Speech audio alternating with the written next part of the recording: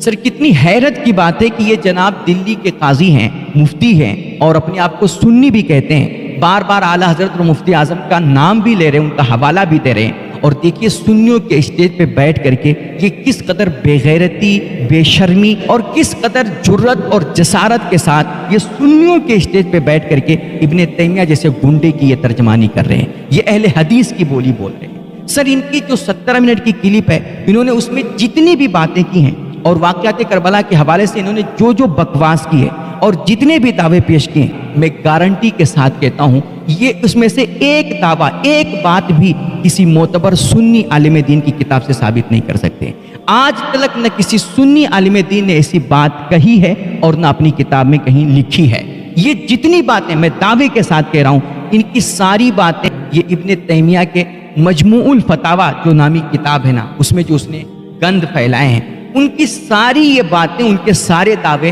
اسی کتاب مجموع الفتاوی سے ماخوذ ہیں، یا پھر اس کے شاگردوں نے جن کی زندگی ساری گزر گئی یزید کا دفاع کرتے کرتے۔ اور خود یہ ابن تیمیہ وہ خبیث، وہ بدبخت شخص ہے جس نے یزید پلید جیسے لعنتی شخص کو امیر المومنین لکھا، اور اس بدبخت نے اس کو بڑا سخی اور فیاض لکھا، بڑا بہادر لکھا، اور اس کو نیک اور متقی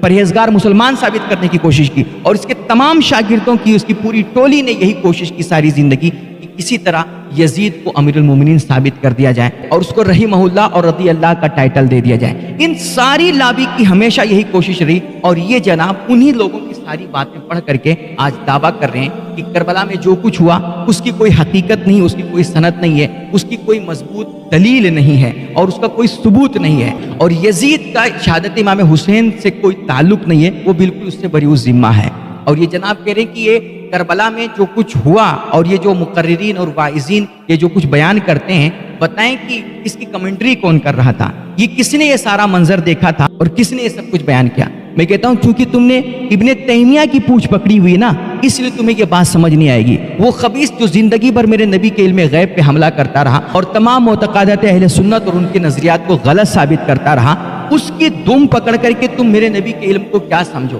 میں کہتا ہوں کربلا کے منظر کو کسی نے دیکھا ہو یا نہ دیکھا ہو، مگر میرے نبی کی نگاہ نبوت نے دیکھی، اور یہ آپ امام جلال الدین سیوطی علیہ رحمہ کی الخصائص الکبریٰ اٹھا کر کے دیکھو، چونکہ تمہارا سننے سے کوئی تعلق ہی نہیں ہے اور اہل سنت کی کتابیں تمہارے خواب و خیال میں بھی نہیں گزری ہے، تم نے تو صرف ابن تیمیہ اور اس کے شاگردوں کی کتابیں پڑھی ہے نا، اور ان کی باتیں سنی ہیں، ان کی کلپیں سن کر کے تم یہ ساری باتیں بول رہے ہو۔ تم اہل سنت کی کتاب اٹھا کر کے دیکھو نا، خاص طور پہ الخصائص الکبریٰ اٹھا کر کے دیکھو، اس میں پوری ڈیٹیل اور شہادتیں امام حسین اور واقعات کربلا کی پوری تفصیل میرے آقا علیہ الصلوۃ والتسلیم نے از خود ریکارڈ کروائی ہے، اور یہاں پر میرے آقا امام حسین کی شہادت کی ایک عظمت کا بھی اظہار ہوتا ہے کہ تاریخ اسلام میں تو بڑی سی بڑی شہادتیں ہوئیں اور بڑی دردناک، بڑی المناک اور بڑی غمناک شہادتیں ہوئیں۔ سیدنا عثمان غنی کی شہادت دیکھ لیجئے، سیدنا مولا کائنات علی مرتضیٰ کی شہادت دیکھ لیجئے، حضرت عمر فاروق اعظم کی شہادت دیکھ لیجئے، اور سید الشہداء حضرت سیدنا امیر حمزہ رضی اللہ تعالیٰ عنہ کی شہادتیں دیکھ لیجئے۔ یہ سب تاریخ اسلام کی بڑی سی بڑی قربانیاں اور بڑی سی بڑی عظیم شہادتیں ہیں،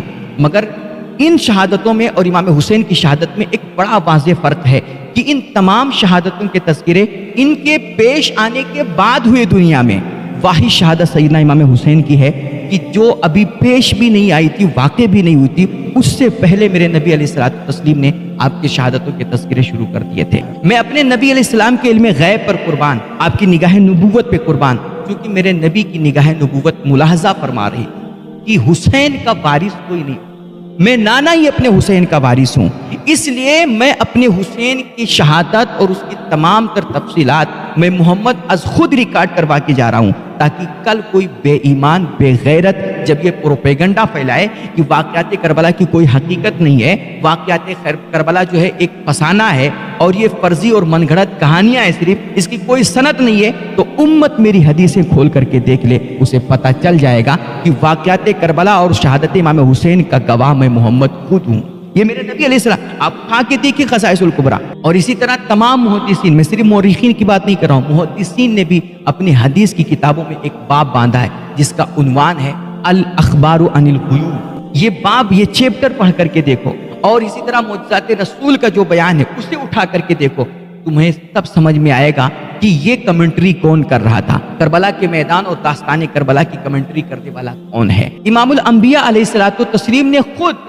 بچپن ہی میں امام حسین کی شہادت کی خبر سنائی، اور پھر اس کے بعد آپ کے کربلا جانے اور بیچ میں پیش آنے والے واقعات، اور پھر وہاں پر آپ کی مظلومانہ شہادت اور بے دردی اور بے رحمی کے ساتھ وہاں پر آپ کے قتل کیے جانے کی یہ ساری خبریں اور ان کی تمام تر تفصیلات حضور پاک علیہ الصلوۃ والتسلیم نے از خود اپنی حیات ظاہریہ میں ریکارڈ کروا دی تھی، حتیٰ کہ حضور پاک علیہ الصلوۃ والتسلیم نے اس شمر لعین بدبخت کی بھی نشانی بیان فرمائی جس نے کربلا کی سرزمین پہ سیدنا امام حسین پاک کے سر اقدس کو تن سے جدا کیا تھا۔ آپ نے فرمایا تھا کہ میں دیکھ رہا ہوں کہ ایک چتکبر رنگ کا کتا ہے جو میری آل کے خون کو پی رہا ہے، میرے آل کے خون کو چوس رہا ہے۔ یہ اشارہ تھا اس شمر بدبخت لعین کی طرف جو جس کو برس کا داغ تھا، سفید داغ جس کو کہتے ہیں، ہے نا، جس کی وجہ سے اس کا چہرہ خبیث کا چتکبرا سا گھن آتا تھا دیکھ کر کے، چتکبرا سا لگ رہا تھا۔ حضور نے اس کی طرف اشارہ فرمایا تھا کہ یہ خبیث میرے آل کے خون کو پیے گا اور کربلا کے میدان میں میرے حسین کے سر کو تن سے جدا کرے گا۔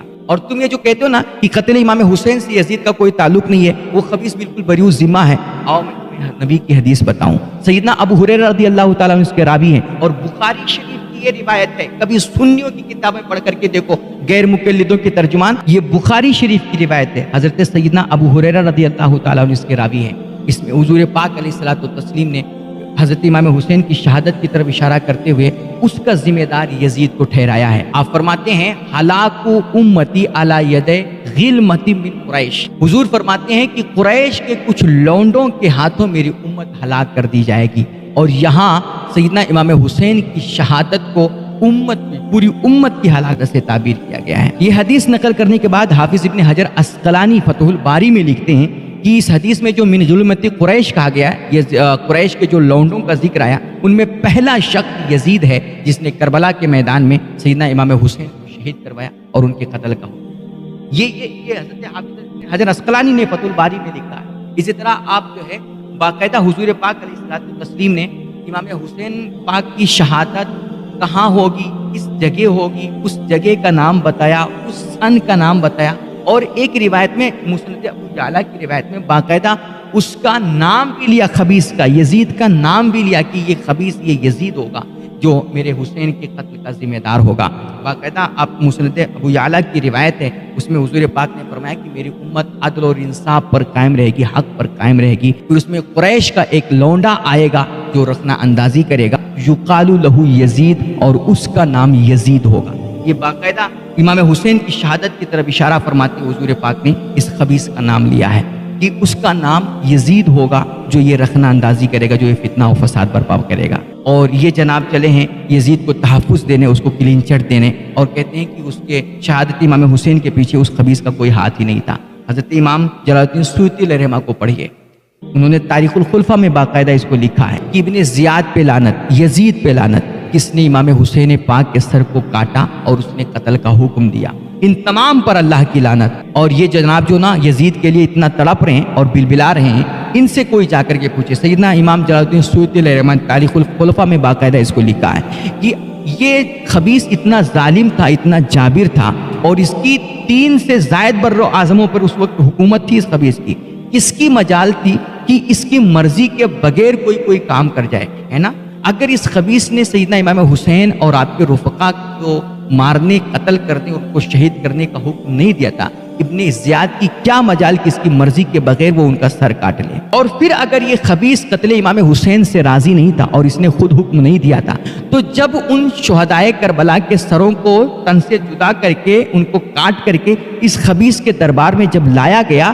تو اس کو جب پتا چلا تو اس نے ابن زیاد کو برطرف کیوں نہیں کیا، اس کو اس کے عہدے سے معزول کیوں نہیں کیا، اس کو سزا کیوں نہیں دی؟ یہ ساری باتیں اس بات پہ دال ہیں کہ اس خبیث نے خود سیدنا امام حسین کو شہید کرنے اور ان کے تمام رفقا کے قتل کا خود اس نے حکم دیا تھا۔ اور یہ تو کہتے ہیں نا کہ اس کو تو قتل امام حسین پر بڑا افسوس ہوا تھا، بڑا غم ہوا تھا۔ یہ باقاعدہ امام جلال الدین سیوطی علیہ رحمہ نے بڑی صراحت کے ساتھ تاریخ الخلفاء میں اس کو لکھا ہے کہ جب شہدائے کربلا کے سروں کو کاٹ کر کے اس خبیث کے دربار میں لایا گیا تو اس خبیث نے اس پر خوشی کا اظہار کیا اور اس نے جشن منایا۔ پھر جب بعض جو دوسرے مسلمان تھے، جب انہوں نے غم و غصے کا اظہار کیا اور اس پر لعنت و ملامت کرنا شروع کیا اور اس کے خلاف احتجاج کرنا شروع کیا نا، تب اس بدبخت نے دکھانے کے لیے ایکٹنگ کرتے ہوئے اس نے افسوس کا اظہار کیا اور معاذ اللہ کہنے لگا کہ ہمیں امام حسین کی شہادت پہ بڑا افسوس ہے۔ یہ جناب چلے اس یزید پلید، اس خبیث لائن جہنمی کتے کو کلین چٹ دے رہے ہیں، جس کو ہمارے علماء اہل سنت نے کھلم کھلا فاسق و فاجر لکھا، حتیٰ کہ اس کے کفر تک کا فتویٰ دیا۔ اور جو لوگ ان علماء اکابرین اہل سنت کے دور میں یزید کا دفاع کرتے تھے، انہوں نے باقاعدہ یزید ہی کے رد میں نہیں بلکہ ان دفاع کرنے والوں کے بھی رد میں زبردست کتابیں لکھی، مکمل رسالے انہوں نے لکھے۔ آپ علامہ ابو الفرج ابن جوزی کو دیکھ لیجئے، انہوں نے باقاعدہ ایک مکمل رسالہ لکھا جو یزید کا دفاع کرنے والے تھے۔ آج ان کی یہ اولاد پیدا ہوئی ہے جو اپنے آپ کو دلی کا قاضی کہتی ہے اور سنی کہتی ہے، اور سنیوں کے اسٹیج پہ بیٹھ کر کے ابن تیمیہ جیسے گنڈوں کی باتیں بول رہی ہے۔ آج یہ پیدا ہوئے ہیں یزید کا دفاع کرنے والے۔ یہ کہتے ہیں کہ کربلا کے میدان میں تو نہ پانی بند ہوا تھا، اور نہ یہ جو تم سارے واقعات بیان کرتے ہو کہ وہ کرب و بلا کی زمین تھی اور جو ہے وہ مصیبت اور آفتوں کی زمین تھی، اس کی کوئی حقیقت نہیں ہے۔ میں کہتا ہوں یہی کہ تم نے اہل سنت کی کتابیں کبھی اٹھا کر کے دیکھی نہیں، تمہارے خواب و خیال میں وہ کتابیں نہیں گزری ہیں۔ امام ابن طبری کو پڑھیے، امام احمد بن حنبل نے فضائل الصحابہ میں یہ بات لکھی ہے، اور امام آجوری نے لکھی ہے۔ ان تمام علماء بڑے بڑے اکابرین اہل سنت نے وہ جو روایت ہے حضرت ام سلمہ والی، جس میں حضور پاک نے بچپن میں سیدنا امام حسین کی شہادت کی خبر سنائی، اور حضرت جبریل آئے آپ کے پاس اور آپ نے کربلا کی مٹی دی، حضور پاک کی بارگاہ میں پیش کی اور عرض کیا کہ جس دن یہ مٹی جو ہے خون بن جائے گی، سمجھ جائیے گا کہ حسین کی شہادت ہو گئی۔ حضور نے وہ مٹی حضرت ام سلمہ کو عطا فرمائی۔ یہ ساری باتیں پوری ڈیٹیل اسی میں یہ بات بھی موجود ہے کہ فلما احیط بحسین حین قتل، کہ جب بوقت شہادت کربلا کے میدان میں امام حسین کو ان بھیڑیوں نے، ان یزیدی درندوں نے گھیر دیا شہید کرنے کے لیے، تو امام پاک نے پوچھا مسم هذه الارض، کہ اس سرزمین کا نام کیا ہے؟ قالو کربلا، تو وہ سب بولے کہ یہ کربلا ہے۔ تو حضرت امام حسین پاک نے فرمایا صدق اللہ ورسولہ ارض کرب و بلاء، کہ میرے اللہ اور اس کے رسول نے سچ فرمایا یہ کرب اور بلا کی زمین ہے۔ یہ بندہ کہہ رہا ہے کہ یہ کرب و بلا جو سب صرف رونے رلانے کے لیے، اور پھر اسی روایت کو امام حیثمی بھی بیان کر رہے ہیں، اور پھر اس کو بیان کرنے کے بعد وہ نیچے کمنٹ کرتے ہیں کہ اس روایت کو امام طبری نے کئی سندوں سے روایت کیا ہے، وہ رجال و احادیث ثقات، اور ان میں سے کئی جو سندیں ہیں ان سندوں میں سے ایک سند ایسی ہے جس کے سارے راوی سب ثقہ ہیں۔ یعنی یہ بالکل مضبوط خبر ہے کہ کربلا کی سرزمین کو امام حسین پاک کے لیے ان یزیدی کتوں نے کرب اور بلا کی زمین بنا دی تھی، اور وہاں پر آپ پر مصیبت اور آزمائش اور ظلم اور ستم کے پہاڑ، کوئی بھی ظلم کا موقع ان خبیثوں نے اپنے ہاتھ سے نہیں جانے دیا جو انہوں نے سیدنا امام حسین پر نہ ڈھایا ہو۔ ہر طرح کے ظلم، ہر طرح کے مسائل۔ یہ کہتے ہیں کہ جناب وہاں پر انہوں نے پانی بھی نہیں بند کیا تھا۔ یہ بات بھی نا یہ ابن کثیر نے، جو صاحب بدایہ و نہایہ ہیں، ابن کثیر نے لکھی ہے۔ اور جانتے ہیں ابن کثیر کون ہے؟ آپ ان کی ہسٹری اٹھا کر کے پڑھ لیو۔ یہ خاص اس ابن تیمیہ بدبخت کے شاگرد ہیں، اور یہ کہتے ہیں ان کی ہسٹری میں یہ بھی آتا ہے یہ ابن تیمیہ کو حد سے زیادہ فالو کرتے تھے، اس سے بہت محبت کرتے تھے، بلکہ ابن تیمیہ کے لیے کبھی کبھی یہ جھگڑا بھی کیا کرتے تھے، اور بعض مسائل میں یہ فتوے بھی ابن تیمیہ کے مسلک کے حساب سے، اس کے نظریات کے حساب سے دیا کرتے تھے۔ تو یہ ابن کثیر ہیں صاحب بدایہ و نہایہ، جنہوں نے یہ لکھا ہے کہ کربلا کے میدان میں امام حسین باقاعدہ غسل کر کے کربلا کے میدان میں گئے تھے۔ اب اس ایک بندے کی بات کو لے کر کے یہ پوری یزیدیت کا دفاع کرنے لگ گئے، اور معاذ اللہ یہ کہنے لگے کہ حسین پہ کوئی ظلم ہی نہیں ہوا تھا، اور ان کے پاس پانی کی افراد تھی۔ میں کہتا ہوں سیدنا امام حسین پاک کے پاس پانی رہا بھی ہوگا تو یہ اعلان جنگ سے پہلے کی بات ہے، آپ نے پہلے پانی جمع کیا تھا، اس سے غسل کیا، لیکن اس سے یہ کہاں ثابت ہوتا ہے کہ اعلان جنگ کے بعد بھی یزیدیوں نے آپ پر پانی بند نہیں کیا؟ کیونکہ یہ تو بات صحیح ہے نا کہ دشمن کے ساتھ اور میدان کے جنگ میں اپنے حریف کے ساتھ ہر وہ چال چلنا، ہر وہ حربہ اپنانا جس سے سامنے والے کی ہمت کمزور پڑے، اس کے حوصلے پست ہوں، یہ جنگی تدابیر میں سے ایک تدبیر ہوا کرتی ہے، جنگی چالوں میں سے ایک چال ہوا کرتی ہے۔ تو یزید بدبخت تو ظلم کرنے میں ماہر ہے ہی ہے، وہ خبیث تو سب سے بڑا شقی القلب، اور اس کے لشکر تو درندے تھے ہی، تو ان سے کس خیر کی امید ہے آپ کو کہ ان خبیثوں نے آپ پر پانی بند نہیں کیا ہوگا اور انہوں نے آپ کے ساتھ کوئی نرم رویہ اپنایا؟ یہ سراسر انہوں نے جتنی بھی باتیں کی ہیں، یہ ساری باتیں انہوں نے صرف اور صرف غیر مقلدین، اہل حدیث اور ابن تیمیہ اور اس کے شاگردوں کی کتابیں پڑھ پڑھ کر کے یہ ساری باتیں کی ہیں اور یہ سارے دعوے کیے ہیں۔ یہ میں کہتا ہوں ان کو قیامت تک کے لیے چیلنج ہے، یہ کوئی بھی اپنی بات ایک دعویٰ بھی کسی اہل سنت کی کتاب سے ثابت نہیں کر سکتے۔ ان جناب کو زوم ہو گیا ہے کہ شاید یہ بہت بڑے محقق ہیں، اس طرح کے جو ہے غیر مقلدوں کے اعتراضات پیش کر کے اور اپنے آپ کو بہت محقق ثابت کر لیں گے۔ میں کہتا ہوں ان کی اگر ذرہ برابر بھی کوئی علمی حیثیت ہے اور ذرہ برابر بھی ان کے اندر اللہ رسول کا خوف ہے اور